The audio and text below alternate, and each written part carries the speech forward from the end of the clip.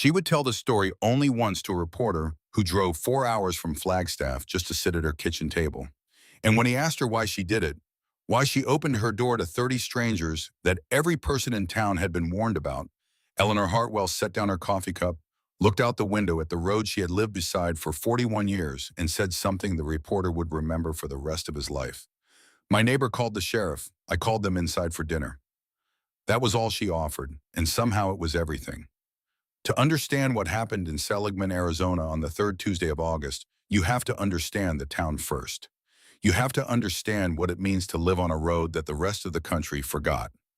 Route 66 through Seligman is not the romantic version people imagine when they hear the name. It is not the painted postcards, or the tourist murals, or the nostalgia that passes through on summer weekends in rented convertibles. The real Route 66, the one that Eleanor Hartwell looked at every morning from her front porch, is cracked asphalt in dry wind, in the particular silence of a place that progress simply drove around. When the interstate went in, it did not pass through Seligman. It passed 40 miles south of it. And the town, 460 souls, 2 gas stations, 1 diner, and a post office that opened 3 days a week, simply stayed where it was and learned to live with less. Eleanor had learned that lesson better than most. The house had been beautiful once. Anyone who saw it now would struggle to believe that, but it was true. Frank Hartwell had built it with his own hands in 1976, the year after they were married, working evenings and weekends around the jobs that kept them fed. He was a contractor by trade and a craftsman by instinct. And the house he built for Eleanor was solid in the way that things are solid when someone builds them out of love rather than obligation. Wide porch, deep eaves, windows that caught the afternoon light in a way that made the front room glow amber every evening around 5 o'clock. That was a long time ago. 15 years of Arizona sun and wind and neglect, the kind of neglect that comes not from carelessness, but from poverty, from the slow arithmetic of a fixed income that never quite covers everything it needs to cover, had done what time does to things left without protection. The paint was gone from most of the exterior walls, stripped back to bare wood that had gone gray and soft in places. The roof sagged along its center ridge, bowing inward, where 2 seasons of monsoon water had soaked through the damaged underlayment and rotted the supports beneath. The porch steps, Frank had built them from good Douglas fir in 1977, had been repaired so many times with whatever material was available that they were now a kind of archaeological record of Eleanor's diminishing resources. The third step had broken through entirely 3 months ago. She had learned to skip it. The windows on the upper floor were the thing that bothered her most. 2 of them had cracked in a hailstorm 4 winters back, and she had covered them with plywood cut from an old cabinet and secured with screws she found in Frank's workbench. The plywood had warped. It let in cold air in the winter and kept out light year-round. She had stopped going into those rooms because the plywood reminded her of what she could not fix, and Eleanor Hartwell preferred not to dwell on things she could not fix. What she could do, she did. Every morning, regardless of season, she rose at 5:30, dressed in the half-dark, and went downstairs to make coffee. Not because she needed the caffeine at 73, she had largely given up the pretense that coffee was about anything other than ritual, but because Frank had made coffee every morning of their 36 years together, and the smell of it still made the house feel less empty. She carried her cup out to the porch, settled into the wooden chair she had moved out there permanently after Frank died, and watched the road wake up. There was not much to watch most mornings. A cattle truck before dawn, the mail carrier around 10. Donna Wakefield opening the diner across and down the block, the neon coffee cup in her window buzzing to life at 6:45 like clockwork. But Eleanor watched anyway. It was her road. It had been her road for 41 years, and she intended to sit on this porch and watch it for however many years remained to her roof or no roof. She lived on Social Security in the vegetable garden behind the house. The tomatoes were exceptional that year. The squash was adequate. The green beans had done better than expected, and she had put up 14 jars of them in July using a canning kit that had belonged to her mother. The envelope from the bank sat on the kitchen counter, unopened for 11 days now. She knew what it said. She had known what it would say before it arrived. Knowing and reading were different things, and she saw no particular reason to read something she already knew. On the morning of the third Tuesday in August, Eleanor sat on her porch and watched the sky. The monsoon season in northwestern Arizona is not the gentle, cinematic rainfall of other places. It is a violence. It builds over the plateau in the early afternoon, a column of cloud that grows upward with frightening speed, anvil-shaped and blue-black at its base, and when it moves fast. Eleanor had lived through 40 monsoon seasons on this porch. She knew what was coming, the way she knew the sound of the third step by feel by memory, by the particular ache in the joints of her right hand that Frank had always teased her about. This one was going to be bad. She was still sitting there watching the cloud mass build over the western ridgeline when she heard Sandra Briggs's gate. Sandra lived 3 houses east in a house that was newer and better maintained, with a lawn that she watered even during drought restrictions, and a flag that she changed out every 30 days with the precision of a military ceremony. Sandra had appointed herself the neighborhood's primary source of information, a role she filled with genuine dedication and complete absence of self-awareness. She was not a malicious woman, she was simply one of those people who confuse surveillance with community. She came through Eleanor's gate without knocking on it, which was her habit, and she came fast, which was unusual. "Eleanor." She was slightly out of breath. "I just heard from Patty Ingram, whose husband was at the gas station on the East End.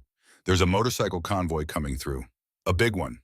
She said the last part with the weight of someone delivering confirmed intelligence. "Hell's Angels." Eleanor looked at her over the rim of her coffee cup. "How far out?" "20 minutes, maybe. They're coming up 66 from Kingman."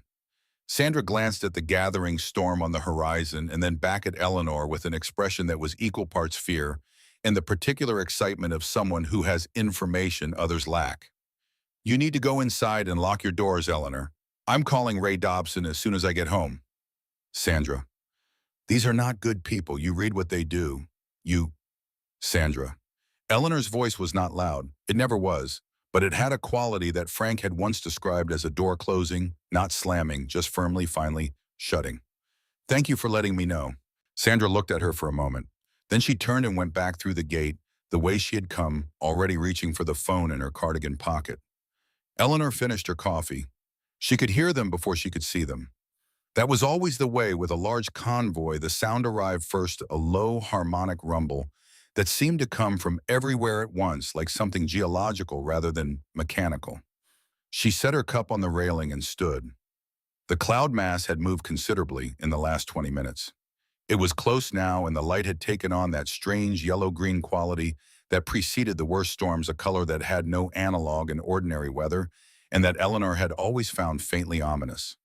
The first bite came around the eastern bend in the road, then another, then a river of them, 30 motorcycles riding in a loose formation, their chrome catching the strange pre-storm light. She could see the leather vests from 100 yards. She could see the patches. She could see the skull insignia that Sandra had been so afraid of. What she saw looking at them from her porch was 30 people who were about to get caught in a very bad storm with no shelter for miles in either direction. The road shoulder through Seligman offered nothing. The businesses on Main Street, the 2 that remained open regularly, would lock their doors before the first bike reached them. She knew this without needing to verify it. She had lived in this town long enough to know its reflexes. The lead bike slowed as it passed the front of her property. The rider was a large man, maybe 58, with gray hair pulled back under his helmet in a bearing that reminded Eleanor in some way she could not immediately articulate of men she had known who had been through serious difficulty and come out the other side of it changed, not broken, changed. He looked at the house. He looked at her. He kept moving, but the storm was moving faster. The first drops hit the porch railing like thrown coins. Then the wind came a wall of it, 30 miles an hour, and rising, carrying dust and the sharp smell of wet creosote. The convoy had stopped about a quarter-mile east, the riders bunched together on the road shoulder. Eleanor could see them in the thickening haze of the rain's leading edge, and she could see that they were looking at the sea the way people look at things that are about to hurt them. Frank had built this porch to sit on. He had built the gate at the end of the front walk to open. He had spent his entire working life opening things for people, doors, possibilities, second chances, and he had married Eleanor because he recognized in her the same inclination. He used to say it simply the way he said most important thing, character to shown when it costs you something. Eleanor walked down her porch steps, skipping the broken third one by habit, and opened the gate. She stood in the opening. The rain was coming harder now. She raised her hand. The lead rider saw her. He turned his bike.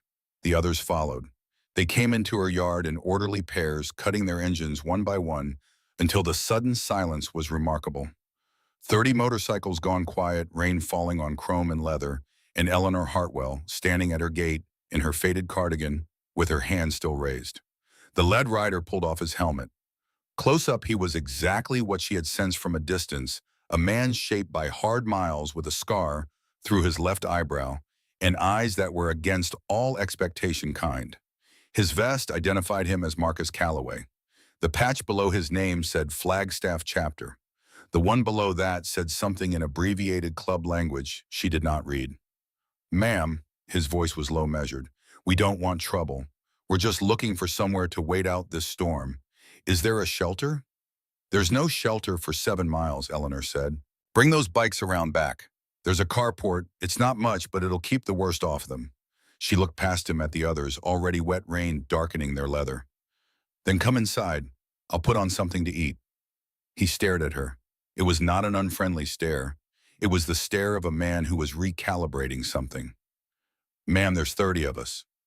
"I can count," Eleanor said. "Come around back. Don't track mud through the front room if you can help it." The younger one, stocky mid-30s with grease so worked into his hands that no amount of washing would fully remove it, appeared at Marcus's shoulder. His vest said Danny Reeves, and below that wrench. He was looking at the house the way a mechanic looks at an engine, with professional assessment and no pretense. "Go on," Marcus said to him quietly.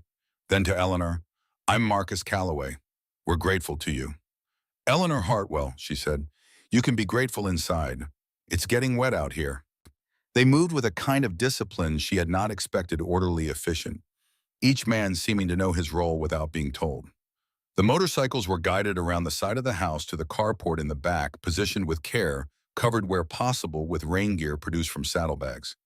Within 4 minutes, they were at her back door, removing boots on the mat without being asked, shaking rain from their jackets, and hanging them on the hooks, she indicated without making a production of it. 30 men in a house built for 2. The rooms were small. The ceilings felt lower with so many people under them. But they arranged themselves with a consideration for the space that she found quietly remarkable. No one sat on the furniture without her indicating it was all right. No one touched anything on the shelves or tables. No one moved through rooms with the carelessness of people who assume permission. Eleanor went to her kitchen and stood in front of her open refrigerator and pantry for a moment, taking inventory. 2 pounds of ground beef from last week's shop, 3 boxes of pasta, canned tomatoes, green beans from the garden blanched and ready, the heel of a bread loaf she had baked Sunday. Some odds and ends that would not amount to anything on their own, but might contribute to a sauce. It would have to be enough. She had fed Frank through 3 years of lean contracting work in the early 80s when jobs dried up, and she'd learned what it meant to cook with almost nothing. You made it stretch. You made it good. You did not apologize for what the table offered. She was browning the ground beef when Danny Reeves appeared in the kitchen doorway. "Can I help with anything?" He said it without performance, not politeness for its own sake, but the practical offer of someone who saw work that needed doing and did not see a reason to stand idle. Eleanor looked at him over her shoulder. "You can dice those tomatoes." She pointed to the bowl on the counter. "And if you or anyone else knows how to fix a bathroom faucet that's been dripping for 2 months, I won't say no." He nodded once and picked up the knife she'd left on the cutting board. Within 10 minutes, there were 3 men in her kitchen helping prepare food correctly without needing instruction, without getting in each other's way. 2 more had asked permission to look at the bathroom plumbing and were now under the sink with a wrench that one of them had produced from a jacket pocket. Another was examining the dead electrical outlet in the living room that had stopped working the previous winter. The storm hit full force at 4:15. It was the kind of rain that Arizona produces maybe twice a decade, a true cloudburst, the sky simply releasing everything at once. The sound on the roof was like continuous applause. Lightning cracked close enough to feel through the floorboards. The lights flickered twice and held. Eleanor stood at her stove, stirring the sauce, and listened to the storm assault her house the way it had assaulted it every summer for 41 years, and she cooked. The men who were not in the kitchen distributed themselves through the small house with the care of people who understood they were guests in someone else's space. They spoke in low voices. They did not move things. The youngest ones there were 4 or so, who couldn't have been older than 30, had a quality of stillness about them that she recognized as the stillness of people who had learned to be careful in unfamiliar places. She fed them in shifts the kitchen table, and the 4 mismatched chairs in the living room pressed into service plates refilled when they were empty. The spaghetti stretched further than she had expected. She kept for herself a smaller portion than she gave anyone else, which was her habit in company, and it did not occur to her to think of it as sacrifice. By 9 o'clock, the storm had settled into a steady, heavy rain rather than the initial violence. The lightning had moved east. The men had washed her dishes, insisted on it actually, and done it well, and arranged themselves throughout the rooms to wait out what was clearly going to be a long night. Some did, some spoke quietly in pairs or small groups. Marcus and Danny sat at her kitchen table across from each other, and Eleanor, whose body told her it was past her usual bedtime, but whose sense of obligation to her guests overrode it, poured what remained of the coffee grounds into enough water to produce something resembling coffee and sat with them. "You live here by yourself," Marcus said. It was not quite a question. 15 years now. She wrapped both hands around her mug. "My husband Frank passed. My daughter Laurel moved to California." She looked at the kitchen walls, the water stain along the ceiling's edge, the wallpaper she had been meaning to replace since 2015. "It's home." Danny said nothing, but he was looking at the ceiling with the expression of someone taking notes. Marcus was looking at the photograph on the kitchen wall. It had hung there since 1976, Frank and Eleanor at the doorway of the just-finished house.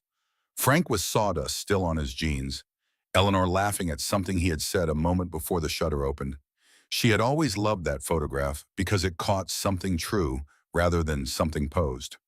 "Your husband," Marcus said slowly. He did not look away from the photograph. "Frank Hartwell." "Yes," she watched him. "Did you know him?" A long pause, the rain on the roof, the refrigerator's hum. "No," Marcus said. The name sounded familiar." He looked down at his coffee. Something had changed in his face, something subtle and internal that Eleanor noted but did not press. A man was entitled to his private recognitions. They talked for another hour. Or rather, Eleanor talked, and Marcus listened with the focused attention of someone who did not often encounter people who spoke plainly and meant what they said.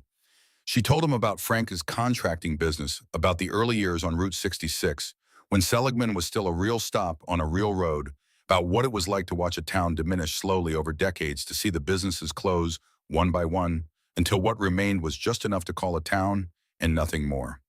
"Why did you stay?" Danny asked at one point. Eleanor considered the question with the seriousness it deserved. "Because it's mine," she said finally. "Frank built that house. I'm not leaving it to fall down by itself." Just before midnight, she heard the sound she had been half expecting since Sandra Briggs had gone home to her phone. Tires on wet gravel, the creak of a car door, then boots on her porch steps, the good ones, not the broken third one, which meant whoever it was knew which ones to use, which meant it was someone who had been here before. The knock came in that official way that knocks from authority figures always come, not aggressive, but weighted, announcing rather than asking. Eleanor rose from the kitchen table. She was aware of the shift in the room, the way the men who were awake went, still not with fear, Ezekiel, but with a readiness that told her they had been in situations like this before and knew how they could go. She walked to the front door and opened it. Sheriff Ray Dobson stood on her porch in his rain gear, his cruiser pulled to the side of the road with the lights going red and blue, cutting through the rain in slow pulses that colored the whole front of the house. He was 61, had been sheriff for 9 years, and had the weathered, deliberate quality of a man who had learned to resolve most situations without raising his voice. He was not a bad man. Eleanor had known him since he was on the county force 20 years ago, before he made sheriff. He was not a bad man, but he was in this particular moment wrong. She stood in the doorway, not behind it, in it. "Eleanor." He looked past her into the lit hallway where 2 of the bikers were visible, one seated on the floor against the wall, one standing near the bathroom door, both now watching the exchange with careful attention. Dobson looked back at her. "I got a call." "I imagine you did." "These men are my guests," Eleanor said. "They were caught in the storm. I invited them in." "Eleanor, these are Hell's Angels. I know who they are, Ray." Her voice had that quality again. Door closing, firmly, finally. "They've been here since 4 o'clock. They helped cook dinner. They fixed my bathroom faucet. They washed my dishes. She looked at him steadily. Would you like to come in? I can heat up the last of the coffee. Dobson looked at her for a long moment. Then he looked past her again at the men in her hallway. Marcus had appeared at the end of the hall, just standing there, hands visible, saying nothing. The sheriff's jaw worked slightly. If anything happens, nothing is going to happen, Eleanor said, except that 30 people are going to sleep in my house tonight because it's raining and there's nowhere else to go. You are welcome to verify that in the morning. Dobson held her gaze for 3 seconds. Then he stepped back, nodded once, not agreement exactly, but acknowledgement, and walked back to his cruiser. What neither Eleanor nor Dobson knew in that moment was that a car had stopped on the road shoulder 40 yards east. Tom Archer, a reporter for the Flagstaff Courier, had been driving back from an assignment in Kingman when the storm forced him to pull over and wait. He had his window cracked for air and his phone in his hand. He had watched the cruiser pull up. He had watched the exchange on the porch. He had captured in a single photograph taken through his rain-blurred windshield the image that would be on the front page of 3 newspapers by Thursday morning and shared across the internet by Friday afternoon. Eleanor Hartwell, 73 years old, standing in her doorway, in her cardigan with the lights of a police cruiser painting her in blue and red, not moving, not flinching, simply occupying the threshold of her own home with the complete authority of a person who had made up her mind. He didn't know her name yet. He would find it out. Eleanor returned to the kitchen. She refilled her coffee without a word. After a moment, Marcus, who had watched the whole thing from the hallway, came back to the table and sat down. He did not say anything for a while. Neither did she. The rain continued. The house held. Mrs. Hartwell, he said finally, why do you do this? The whole town was ready to lock their doors, and you, he stopped, reconsidered. Most people wouldn't. Eleanor looked at her coffee cup, at the water stain on the ceiling, at the photograph of Frank on the wall with sawdust on his jeans and something in his eyes that had never changed, not once in 36 years. Frank used to say that character is shown when it costs you something, she said. This cost me a week's worth of groceries and some sleep. She looked at Marcus. That's not a very high price for doing the right thing. Marcus looked at the photograph again in the way he had before, that long, particular look that was something more than casual attention. She would understand it later. Not tonight. Tonight she left them with clean blankets and the knowledge that they were safe inside 4 walls in a storm, and she climbed the stairs to her bedroom, stepping over the board she knew was soft, and lay down in the bed she had shared with Frank for 36 years and listened to the rain. Below her 30, Hell's Angels settled into her small house for the night. And Eleanor Hartwell, who had done nothing more or less than what she believed any decent person ought to do, slept without difficulty. She had always been able to sleep when her conscience was clean. Morning came with that particular clarity that only arrives after a hard rain, the air washed new, the colors of everything saturated and precise, the sky in blue that seemed to belong to a different atmosphere entirely. Eleanor was dressed and downstairs before the first bike engine turned over. They were organized as they had been the night before. Boots retrieved and laced, jackets checked and zipped. Bikes walked from the carport and arranged in the front, not on her lawn on the road shoulder, with the same care and order they had used coming in. She made what coffee she could from the last of the grounds and set it out in the kitchen, and they filed through in small groups, cup and back, until it was gone. Nobody took more than 1 cup. Nobody had to be told. Danny Reeves was the last one through the kitchen, and when he finished his coffee, he set the cup carefully in the drying rack and looked at Eleanor with the direct, unornamented expression of a man who was about to say something he had been thinking about since last night. Your roof is not going to make it through another winter, he said. Those upper windows are a safety issue. The porch boards on the east side are rotted through underneath. You can't see it from the surface, but I checked this morning. I know, Eleanor said. You need work done. I know that too. He looked at her steadily, not with pity, with something more like professional recognition, the acknowledgement of one person who understood structural reality to another. Then he nodded once the way men nod when they're filing something away, and went outside. Marcus found her on the porch as the convoy was forming up in the road. He was the last to leave, as she suspected he had intended to be. He reached into his vest and produced a card, not a business card, just a piece of heavy paper with a phone number written on it in clear, deliberate handwriting. He held it out. Anything you need, he said, day or night. You call that number. Eleanor took the card. She looked at it. She looked at him. Thank you for being good guests, she said. Something moved in his face, something that was almost but not quite a question. Your husband's name, he said, Frank Hartwell. He was a contractor. All his working life. Marcus was quiet for a moment. Around him, engines were coming to life.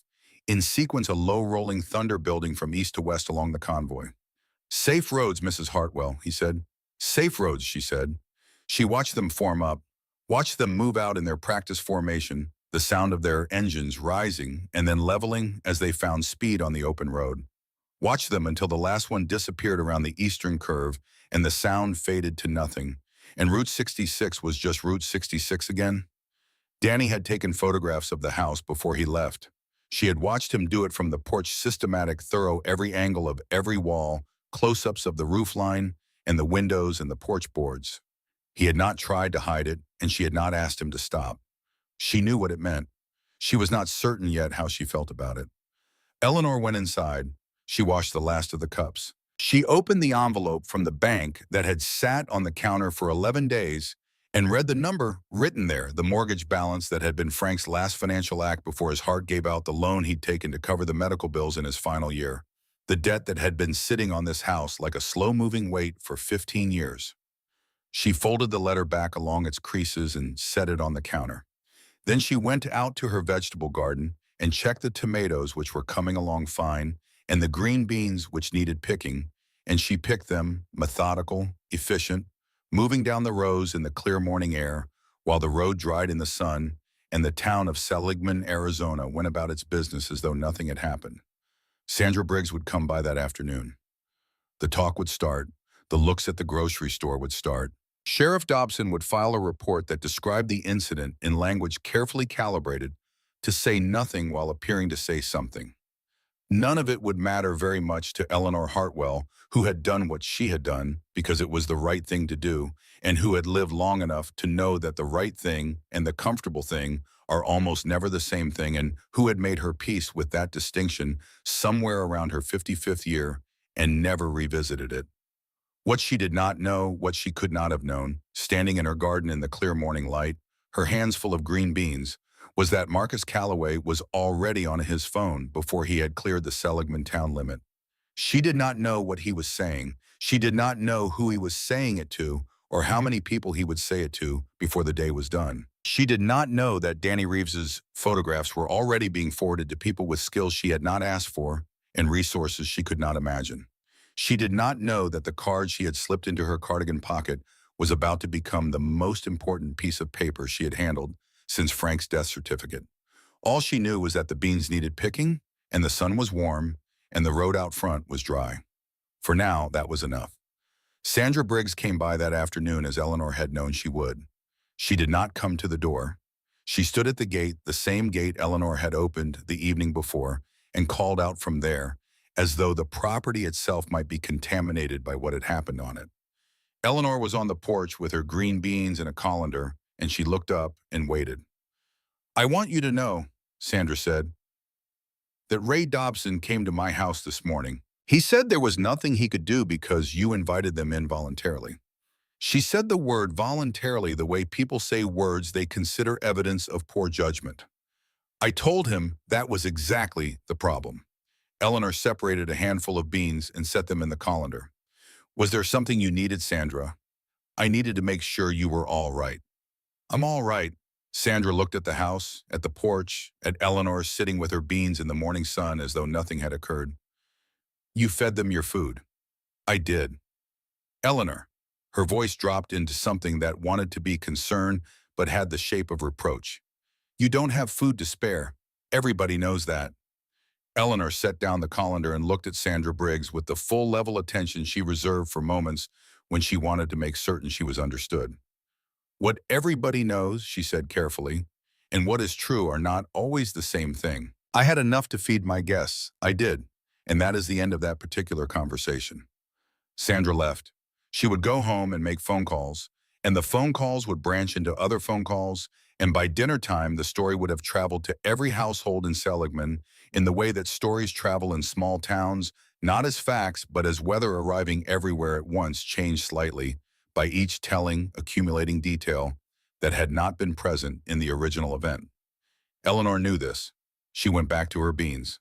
What she did not know, what she was not yet thinking about, was that the story was also traveling in another direction, moving outward from Marcus Calloway's phone through a network that operated on entirely different principles than small-town gossip. No embellishment, no judgment, just information passed between people who trusted each other, and a question attached to it, and a response that was building before the afternoon was half over. She found out about Tom Archer's photograph on Wednesday morning. Donna Wakefield brought it to her, a printout from the newspaper's website, Donna having correctly assessed that Eleanor did not habitually read news online, and that this was something she needed to see. Donna was 53, broad-shouldered, practical-minded, the kind of woman who solved problems before other people finished identifying them. She had run the diner on Route 66 for 11 years, fed half the town on credit during bad stretches without making a production of it, and was one of perhaps 4 people in Seligman whose opinion Eleanor genuinely valued. She set the printout on Eleanor's kitchen table and poured herself coffee from the pot, without asking which was her right as a person who had been coming through this kitchen door for a decade. Eleanor looked at the photograph. She was not prepared for it. She had known Tom Archer was there, had registered the stopped car on the road shoulder of the cracked window, but she had not thought of herself as something being documented. She had thought of herself as simply standing in her own doorway. And that was what the photograph showed technically. But the way it showed it, the police cruiser's lights coloring the rain in slow pulses, the darkness of the storm still present in the sky behind the house, Eleanor herself, a small, still figure in the illuminated doorway, in her cardigan not moving, not yielding, it showed something more than that. The caption read, "Seligman woman opens her home to 30 Hells Angels during monsoon. Sheriff responds." "It's on the Flagstaff paper's front page," Donna said, sitting down across from her. "And it's been shared quite a bit online. Tom Archer called the diner this morning. He wants to interview you." Eleanor looked at the photograph for another moment. Then she set it aside. "How are your pie sales?" she said. Donna looked at her. "Eleanor, I'm asking a genuine question." Blueberries been slow, apples holding. Donna leaned forward. "You need to think about what this means. People are paying attention now. People always pay attention. They stop when something more interesting happens." Maybe not this time." Donna wrapped her hands around her coffee mug. "Danny Reeves came into the diner yesterday evening, just him on his way through. He had coffee and a piece of pie, and he asked me 4 or 5 questions about you that he pretended were casual conversation." Eleanor was quiet. "What kind of questions?" she said. "How long you'd lived here, whether you had family nearby, whether anyone looked in on you regularly." Donna paused. He was very polite about it, but he had that look, like a man who already knows what he's going to do and is just filling in the last few details. Eleanor understood. She had recognized it when Danny was photographing the house that focused inventory and quality. The look of a man who was not looking at what was there, but at what could be done about it. She sat with this information for the rest of the day. On Thursday morning, she made her decision. She took Marcus Calloway's card from her cardigan pocket. She had moved it to fresh cardigans each morning that without examining why, and she looked at the number for a long moment. Then she picked up her phone and dialed it. He answered on the second ring. "Mrs. Hartwell?" He had known it was her. Of course he had. She filed this away. "Mr. Calloway." She stood at her kitchen counter looking out the window at the road. "I want to have a conversation before anything else happens. Are you somewhere you can talk?" "I'm always somewhere I can talk when you call." "Danny photographed the house." A brief pause. "He did. And I suspect that photograph is somewhere it shouldn't be from my perspective. He shared it with people who know what they're looking at when they look at structural damage." Eleanor nodded to herself. She had expected as much. "I want to be clear about something, Mr. Calloway. I did not feed 30 people so that something could be done for me in return. I did it because it was the right thing to do. I don't want charity. I've never taken charity in my life, and I don't intend to start." The pause this time was longer. "Mrs. Hartwell," Marcus said, and his voice had shifted, not softer exactly, but more deliberate, as though he was choosing words that had been considered carefully. What we're talking about is not charity. I need you to understand the difference because it matters. Explain the difference to me. Charity is given because the giver feels generous. What I'm talking about is a debt of honor. You gave us shelter when you had almost nothing to give. You fed us when you were short on food yourself. You stood in your doorway and faced down a sheriff's cruiser rather than let someone make us feel unwelcome in your home. In our world, in the world I've lived in for 30 years, that kind of thing is not forgotten. It's not allowed to be forgotten. Eleanor listened. So we're not asking your permission to be generous, he continued. We're asking your permission to pay what we owe. Those are not the same thing. The road was empty in both directions. A hawk was sitting on the telephone wire east of the property, doing what hawks do, watching everything missing, nothing. Saturday, Eleanor said, 7 a.m. You come and look at the house properly. We discuss what actually needs doing. I have approval over the plan before anything starts. Those are my conditions. Those are reasonable conditions. And Mr. Calloway, she paused, how many people are we talking about? Another pause, longer than the others. It's better if I tell you that in person, he said. She should have pressed him on it. She would later think she should have pressed him. Instead, she said she would see him Saturday and hung up and went about her morning in the way she always went about her morning, because routine was the thing that held a life together when circumstances were doing their best to unsettle it. Friday brought two things she had not anticipated. The first was Sandra Briggs, who came to the door properly. This time knocked, waited, came inside when invited, and sat at the kitchen table with her hands folded and said without preamble that she had read the article. Eleanor waited. I may have been hasty, Sandra said. You were frightened, Eleanor said. That's different from hasty. Sandra looked at her hands. They didn't take anything. No. Or break anything. No. They fixed your faucet and the outlet in the living room. Eleanor set a cup of coffee in front of her. They were good guests, Sandra, that's all. They needed help, and I had some to give. It wasn't more complicated than that. Sandra sat with this for a moment. She did not say anything else about it. But she stayed for 40 minutes and talked about other things, and when she left, something between them had shifted by a degree that was small, but would Eleanor suspected prove permanent. The second thing was a phone call from a number she did not recognize. California area code. She almost did not answer it. Then she did. Mom? 11 years of silence had not changed Laurel's voice as much as Eleanor had expected. It was older, the edges of it rounded down by time, and whatever life in California had made of her, but the pattern of it, the particular rhythm of how her daughter assembled words was exactly as Eleanor remembered. Laurel. A pause on both ends. I saw the article, Laurel said, and the photograph. I imagine a lot of people did. Mom. Another pause. Are you all right? Eleanor considered the question with the seriousness she gave all genuine questions. I'm all right, she said. I've been all right. The house looks, Laurel stopped. The house looks the way it looks, Eleanor said. It's been 15 years, Laurel. Things wear out. The conversation was short.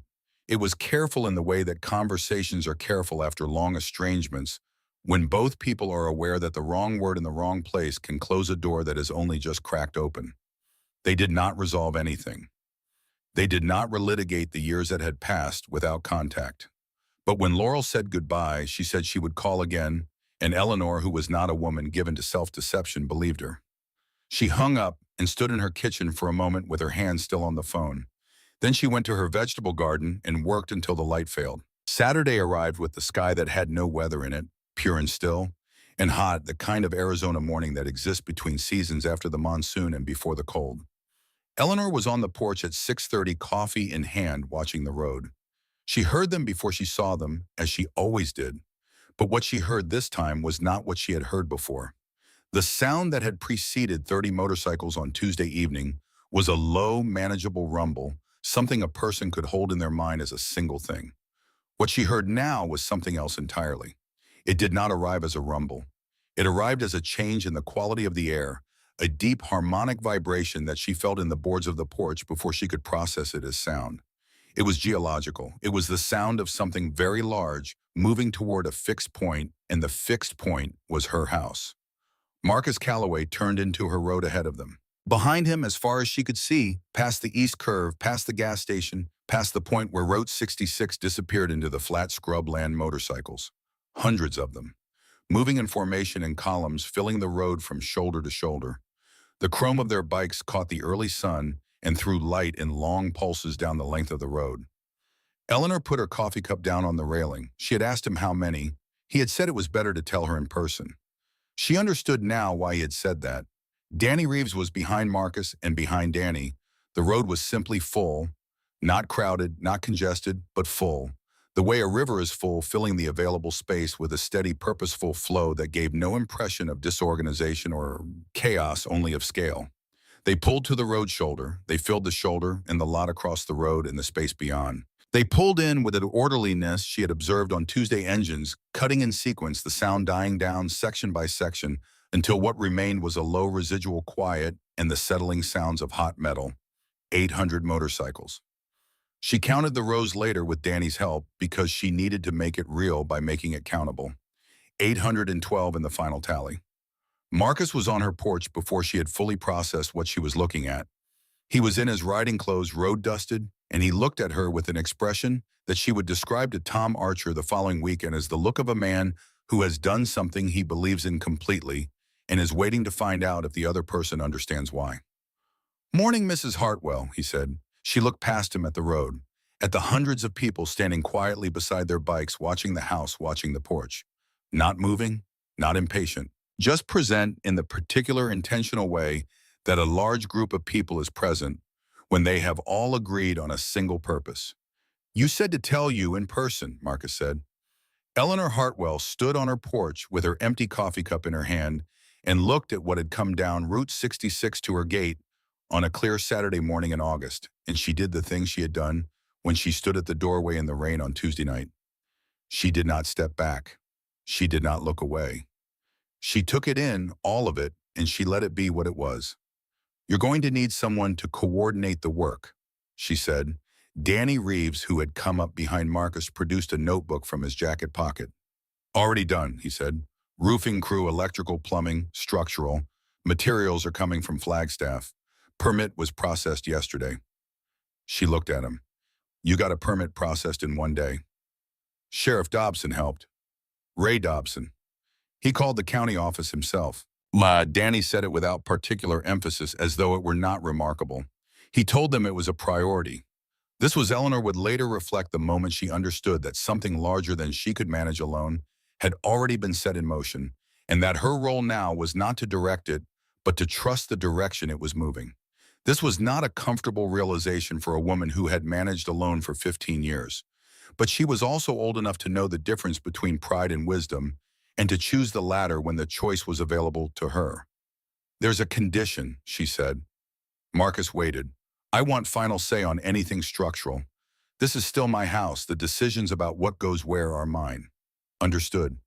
And I want the vegetable garden left exactly as it is." "It'll be better than you left it," Danny said. "We brought fencing material." Eleanor looked at him for a moment. Then she looked at Marcus.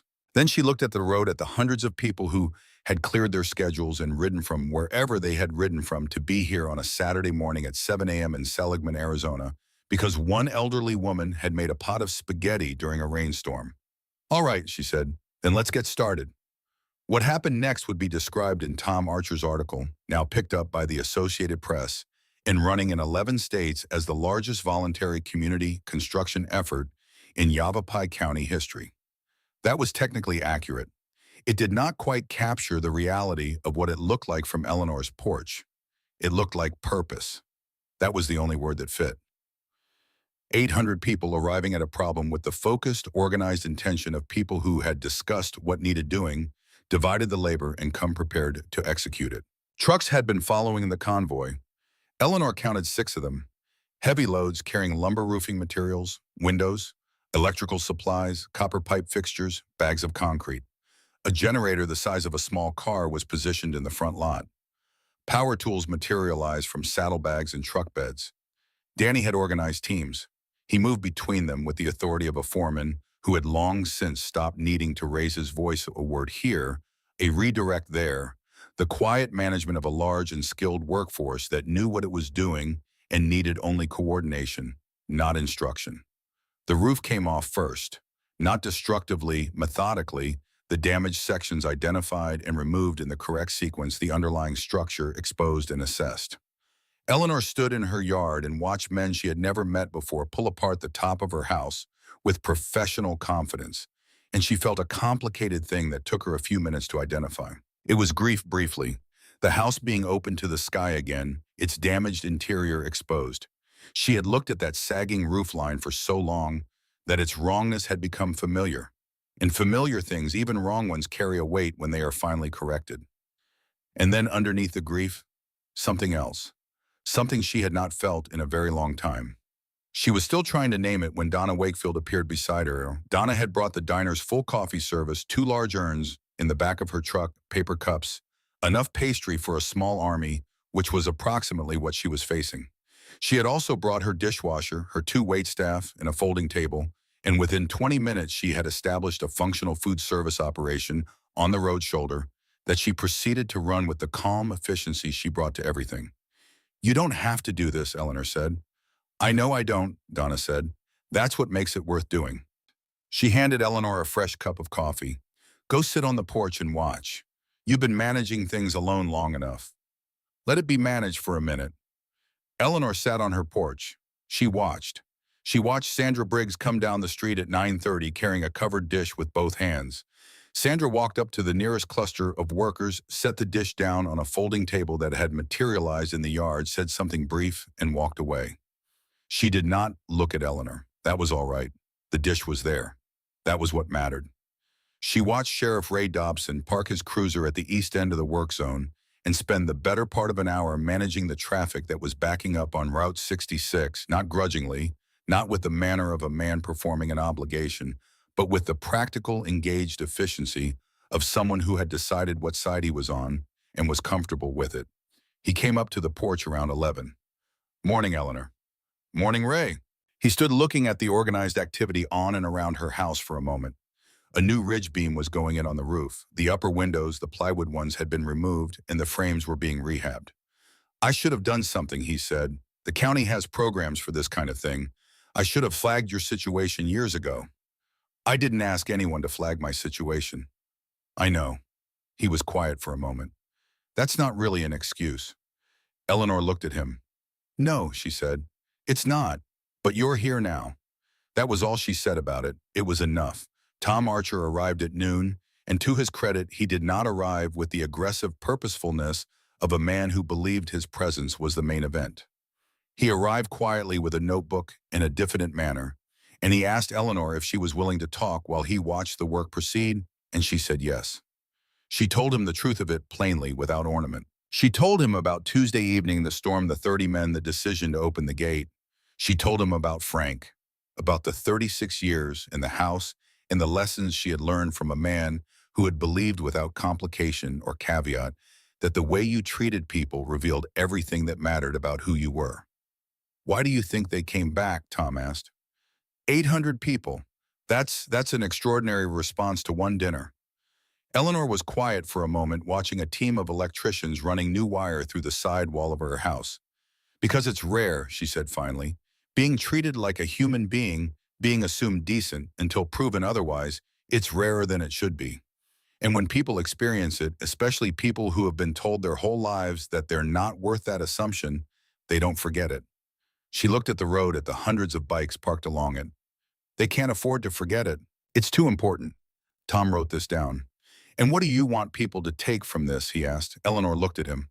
"I want people to understand that I didn't do anything remarkable," she said. "That's the whole point. What I did should be ordinary. It should be the thing anyone does. The fact that it isn't the fact that you're writing an article about it, that's the problem, not the solution."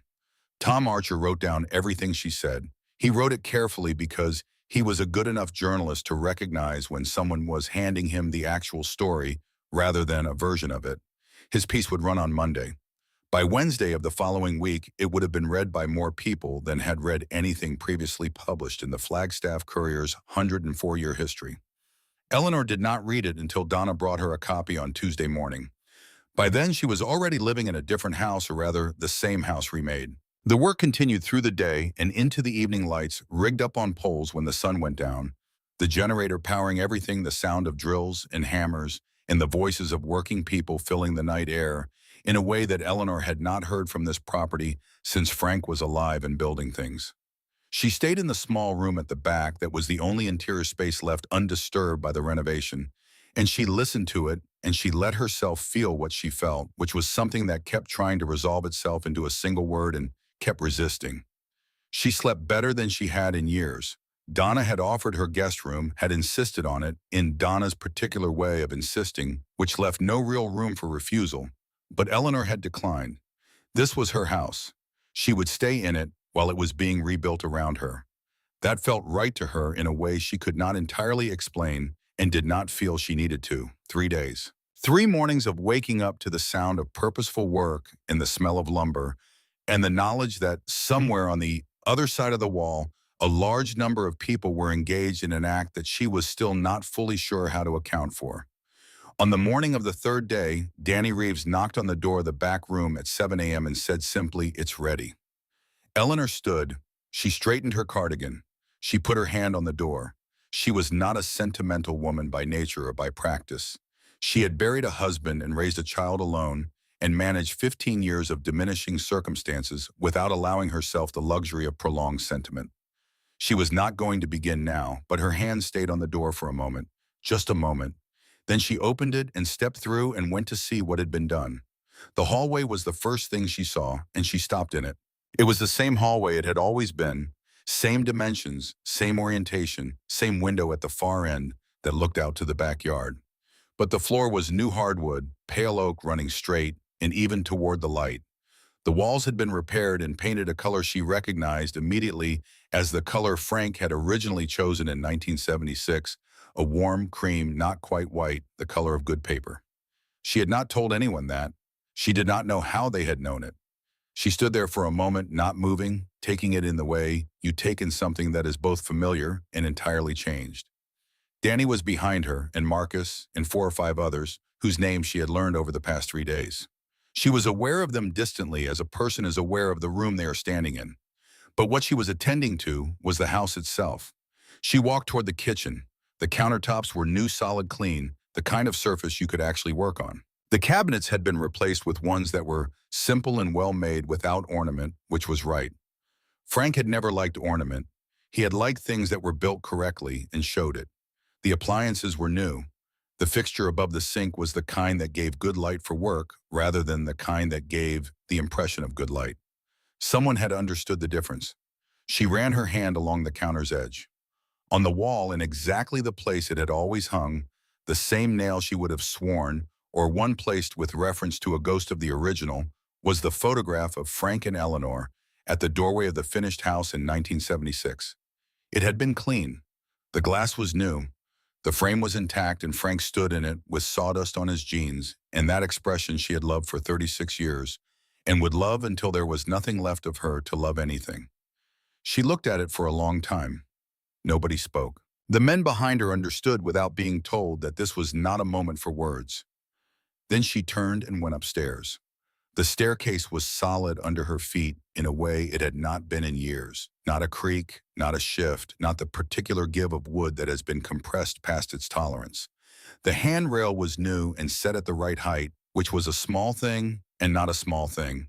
She had been gripping that rail with more care each year, testing it before she trusted it. She would not need to do that anymore. The upper floor was light in a way she had forgotten it could be. The plywood was gone. The windows were whole, real glass, properly fitted, the afternoon light coming through them clean and unobstructed. The rooms that she had stopped entering because they reminded her of what she could not fix were simply rooms again. Proportioned right, lit correctly. Smelling of fresh paint and new lumber in the particular combination that had been the smell of Frank's working years. She went to the bedroom last. It was her room. Whatever else had been changed or improved or remade, this room was still hers, and whoever had worked on it had understood that. The window unit was new. She could hear its quiet efficiency already, but it had been installed in the same window-oriented, the same direction, taking up no more of the sill than the old one had. The floor was the same oak as the hallway. The walls were the same cream. On the bed, folded with the careful precision of someone who had handled it with deliberate respect, was the quilt she had made herself in the winter of 1989, the one she had spread over Marcus Calloway and his 30 riders on Tuesday night. She had not expected to see it again in the condition it had left her hands in. The materials were old, the stitching was hers, the pattern was one her grandmother had taught her. It was not valuable in any commercial sense. It was not replaceable in any sense at all. It had been cleaned, carefully by someone who understood what they were handling. It lay on the new bed, the frame was new. She noticed solid and correctly built, with the particular squareness of a frame that will not shift or creak, and it looked as it had looked when she finished it 35 years ago. Eleanor sat on the edge of the bed. She did not cry immediately. She was not a woman who cried easily or often, and she did not begin now simply because the room was beautiful and the quilt was clean and the window was whole. These were good things. They deserved better than immediate tears. But when she looked at the quilt and then looked at the window with its clear glass and its afternoon light, and then looked at the doorway where Danny and Marcus were standing, not intruding, just present, just there she understood something she had been approaching for 3 days without quite arriving at. She was safe. It was such a simple thing, such an ordinary fundamental thing, that most people move through their lives without having to consciously register it. And she had not felt it, not fully, not without reservation, since the evening 15 years ago when she had sat in a hospital chair and held Frank's hand as the last of him went away, and understood in the hours that followed that the weight of this house and this life and everything that remained undone would now fall entirely on her. 15 years of managing, of making do, of calculating every month what could be deferred and what could not, what could be patched, and what would have to wait for a better time that kept not arriving. 15 years of looking at a roof that sagged and windows covered with plywood and a porch step that had broken through, and choosing not to see them because seeing them folly would have required feeling the full weight of what she could not fix. She was safe. She breathed. After a moment, she stood up, straightened her cardigan, and went back downstairs. The yard had been cleared of the construction materials. The generator was gone. The folding tables and the coffee urns and the detritus of 3 days of large-scale work had been removed, and what remained was a yard that was leveled and clean, the dirt raked smooth, the vegetable garden at the back newly fenced with good wire and solid posts. Someone had staked the tomato plants that had been leaning. Someone had edged the garden beds. The porch was the last thing she examined, and she examined it the way Frank would have, walking its full length, testing each board with her weight, checking the level of the railing with her eye. The boards were new, Douglas fir, tight-grained and solid. The steps were correctly built, 4 of them, each one true, each one carrying weight without complaint. The third step, the one she had been skipping by habit for 3 months, was indistinguishable from the others. She stepped on it 3 times. Marcus was standing in the yard watching her do this, and something in his expression, something he was not quite able to contain, was very close to what Eleanor recognized as happiness. "It's good work," she said. "Danny doesn't do other kinds." She looked at the house, the full face of it from the yard for the first time in years, without the sag of the roof line or the dark rectangles of plywood pulling her eye. New shingles correctly laid. New windows, every one. The exterior walls had been repaired and primed, not painted, because they had asked her what color she wanted, and she had told them she would choose the paint herself, which was her right, and they had accepted this without argument. The house stood the way Frank had built it to stand, solid and square and right. She took all of this in slowly with the deliberate attention of someone who intends to remember what they are seeing. That evening, after most of the crew had eaten and dispersed, and the road in front of the property had thinned from hundreds of bikes to a few dozen, Eleanor went to her kitchen, picked up the phone, and dialed a California number. It rang 4 times. She had rehearsed nothing. She had decided only that she was going to make this call and say what she was going to say, and that was preparation enough. "Mom," Laurel's voice startled, careful. "The house has a room for you," Eleanor said. "It always did, but now it's a room worth coming to, if you want it." A silence, not the silence of refusal, the silence of someone recalibrating. "Mom, you don't have to decide tonight. I'm telling you it's there."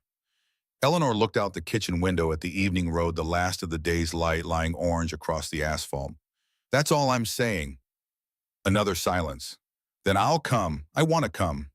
All right, Eleanor said. Come when you can. She did not make it a production. She did not extract promises or assign timelines or do any of the things that the weight of 8 years of silence might have justified doing. She said what she had to say, and she let Laurel respond to it. And when they hung up 20 minutes later, 20 minutes of careful, real conversation. The first real conversation in 8 years. Eleanor sat for a while in the kitchen in Frank's chair and thought about the relationship between opening a door and what walks through it. It was not the first time she had thought about this. Marcus found her there when he knocked on the back door to tell her they were finishing up. He stood in the doorway with his jacket in his hand, and he looked at her sitting in Frank's chair with the particular ease of someone who had finally located the place they were supposed to be, and he said he had something else to give her. He came in, sat across from her at the kitchen table, put down two things. The first was an envelope. She did not open it immediately. She looked at it. That's the mortgage, he said. Paid in full, recorded with the county Tuesday. The house is yours clear. Eleanor looked at the envelope for a long moment. The number she had read in the bank letter, the number she had been carrying for 15 years, like something heavy in a thin bag, was simply gone. She understood this intellectually. It would take some time for the rest of her to catch up. Marcus, we took a vote, he said. It was unanimous. Don't argue with a unanimous vote, Mrs. Hartwell. It's not a fight you'll win. She looked at him. He was watching her with the expression she had first noticed on Tuesday night, that careful internal quality, the look of a man who is holding something and has not yet decided whether the moment is right to put it down. The moment she understood now was right. He reached into his jacket and produced something small. He set it on the table between them. It was a photograph, old and creased its edges, worn soft with handling. The colors had the particular amber cast of photographs from the early 1980s. The dye shifted by years of light and time. Eleanor looked at it. It was a wedding photograph. She was in it. Frank was in it. It was a photograph she had recognized all her life, but this was not her copy of it. Her copy was in the album in the living room where it had always been. This copy was something else. She picked it up, turned it over. On the back, in Frank's handwriting, the handwriting she had read 10,000 times over 36 years, the handwriting on the notes he left on the kitchen counter when he went to work early, the handwriting she still sometimes looked for in places where it could not possibly appear, were 4 words. Always open the door. She held it. She did not speak. Marcus was quiet for a moment. When he spoke carefully, the way a man speaks when he is delivering something he has carried for a long time and wants to put down with appropriate care. I was 19, he said. This would have been late 1985. I was in Phoenix. I had been living rough for about 8 months, family situation I won't go into, not relevant. 3 days without a proper meal. I was sitting on a curb on the east side of the city, and a man in a contractor's truck pulled over. Eleanor set the photograph down. She looked at Marcus. He took me to a diner, sat across from me. Didn't ask why I was where I was. Didn't ask what I'd done or not done. Fed me. When I was done, he put his card on the table and told me there was a framing job starting Monday on a house in Scottsdale, and he needed someone who could follow directions and wasn't afraid of heights. Marcus paused. He said, "Pay it forward, son." Those were the last words he said to me before he got up and left. The refrigerator hummed. Outside, the last of the day's light was going. The card had his name on it, Marcus said. Frank Hartwell, Hartwell Construction. I looked at it for him for years after I got myself straight. I had a name in a city, and I looked every way I knew how. He'd moved or retired, or the business had closed. I couldn't find him. He looked at the photograph on the table between them. I had that photograph because he left his wallet on the diner table by accident when he left. I found it outside, must have fallen from his pocket. I looked inside for his address. The wallet was empty except for his card, which I already had, and that photograph. He looked at Eleanor directly. I kept it because I intended to return it, and then I kept it because I couldn't find him, and then I kept it because he stopped. Because it reminded me that one person doing one ordinary thing could change the direction of someone's entire life. I needed to remember that. There were years when I needed to remember it very badly. Eleanor's hand was flat on the table. She looked at it. When I saw your name in the article, Marcus said, Eleanor Hartwell, Seligman, Arizona, I knew. I knew who you were, and I knew who your husband was, and I knew why you had opened your gate on Tuesday night in a monsoon without hesitating. He paused. You didn't learn that from nothing, Mrs. Hartwell. You learned that from 36 years with a man who carried a four-word philosophy in his wallet and lived it every day. He saved my life with a meal in a diner. And then 40 years later, his wife saved 30 men from a storm. And it wasn't a coincidence. It was the same thing done by the same kind of people. Eleanor looked at the photograph. At Frank in 1976 with his arm around her, and his eyes the way his eyes always were full of the particular warmth of someone who genuinely expected the world to reward decency and was usually right. Always open the door. She had not known he carried this. She had not known about the 19-year-old on the Phoenix curb. She had not known about the diner or the wallet or the card. Frank had not told her this story, and she understood sitting in his chair in the kitchen he had built why he had not. It was not the kind of thing Frank talked about. Frank did not talk about the good he did. He just did it the way he built things because it needed doing, because he was in a position to do it, because the alternative was not something he could consider. She had known this about him. She had known it and loved it and had tried in her own way to carry it forward through 36 years of marriage and 15 years of living alone with it as her primary inheritance. She had apparently been more successful than she had realized. He would have liked you, she said finally. Her voice was steady. She had decided it would be. He would have liked all of this. She looked around the kitchen, the new surfaces, the clean light, the photograph on the wall that someone had cleaned because it mattered. He would have said it was too much. It's not enough, Marcus said. I know. She looked at him. But it's what's here, and what's here is... She stopped, pressed her lips together. It's more than I expected to have again. That's the truth of it. She picked up the old photograph. She looked at Frank. She looked at her own young face beside his. Then she set it down and slid it back across the table toward Marcus. You keep it, she said. Mrs. Hartwell. You've kept it for 40 years. It belongs with you now. You know what it means. She looked at him steadily. I know what he believed. I don't need the photograph to remember it. Marcus looked at the photograph for a moment. Then he picked it up carefully and returned it to his jacket. They sat in the kitchen for a while after that, with the lights on against the darkening evening, talking about ordinary things, the work, the town, the road. The way that Route 66 looked in certain lights at certain times of year. What Frank had been like in the specific and daily way that a person is like themselves, his habit of leaving coffee cups in improbable locations, his belief that a properly built staircase was one of the purest expressions of human competence, his complete inability to drive past a roadside vegetable stand without stopping. Marcus laughed at this last one. He bought tomatoes from me, he said, from a stand I was running outside the diner where he fed me the following summer. He never knew who I was. Eleanor shook her head slowly. Of course he did. Of course he stopped. When Marcus left that night, the road was quiet and clear, the town of Seligman settling into its familiar evening quiet. Eleanor stood on her new porch and watched his taillights disappear east on Route 66, and then she stood there for a while longer, in the warm night air, looking at the road. The next morning, 800 motorcycles gathered in front of her house for the last time. They filled the road in both directions, the same river of chrome and leather, and people that had arrived 3 days ago, arranged now in the orderly formation of departure. The noise of their engines building in sequence from east to west was the same rolling thunder it had been on arrival. Something geological, something felt in the chest before it was heard in the ears. Eleanor stood on her porch. She was wearing her good cardigan, the blue one she kept for occasions. She had made coffee.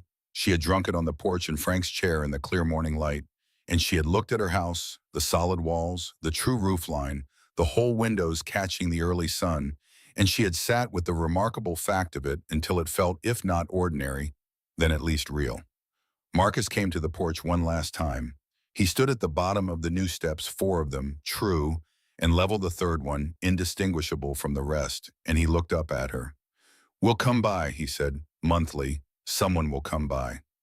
You don't need to check on me. We're not checking on you, he said. We're visiting. She looked at him. There's a difference. There is, and I mean the second one. She nodded once. She believed him. There was a moment, then a held moment, the kind that doesn't require words, because everything that needs to be said has been said. And what remains is simply the acknowledgement that something real occurred here, something that will not be undone by time or distance or the ordinary forgetting that life requires. Safe roads, Marcus, she said. Safe roads, Eleanor, he said. And then after a brief pause with the slight difficulty of someone saying something they had rehearsed and were not certain of until the moment they said it, thank you. She shook her head. Frank would have done the same. I know, he said. That's what I'm thanking you for. He went back to his bike. 800 engines settled into their formation, the sound building and leveling as they found their speed.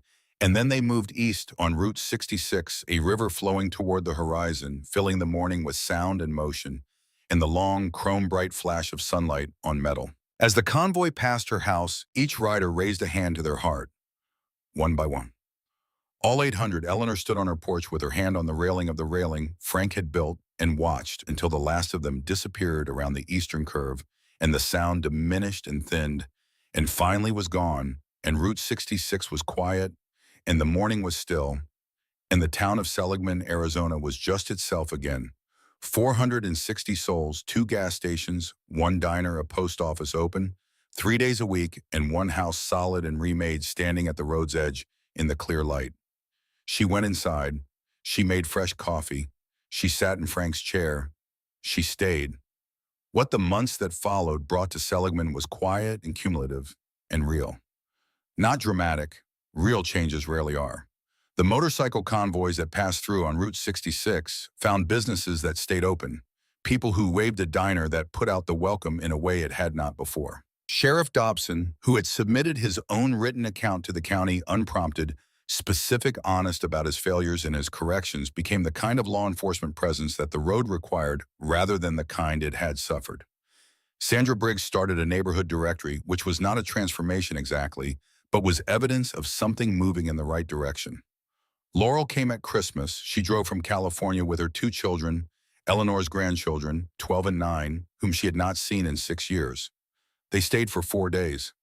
The visit was not easy in the way that only real things can be not easy, full of the awkward, necessary work of people relearning each other across a distance of time. But Laurel stood in the kitchen on the second morning, drinking coffee at the new counter, and she said, "The house looks like itself again." And Eleanor said, "It does." And that was the beginning. Marcus came the first Monday of every month without fail. Sometimes Danny came with him.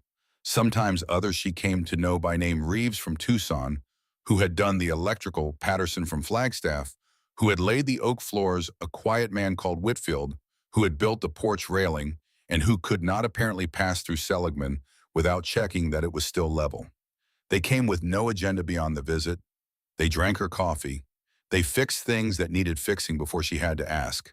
They became, in the way that people become things gradually, and then all at once, family. She lived in her house for 11 more years. They were not easy years in the way that years are not easy when a person is in their 70s and then 80s, and the body begins to make its negotiations with time. The arthritis in her right hand worsened. She gave up driving at 80. Laurel came for longer visits and eventually for stays that were not really visits at all. The grandchildren, growing into themselves, came on their own terms and in their own ways, and they sat in the kitchen that Frank had built and Eleanor had kept and strangers had remade, and they were loud in the good way that young people are loud when they are comfortable. Marcus installed a handrail on the inside staircase without being asked, arriving one October morning with Patterson and a specific idea about where the rail needed to go, and Eleanor let them do it because it was needed and because she had long since understood the difference between accepting help and accepting defeat.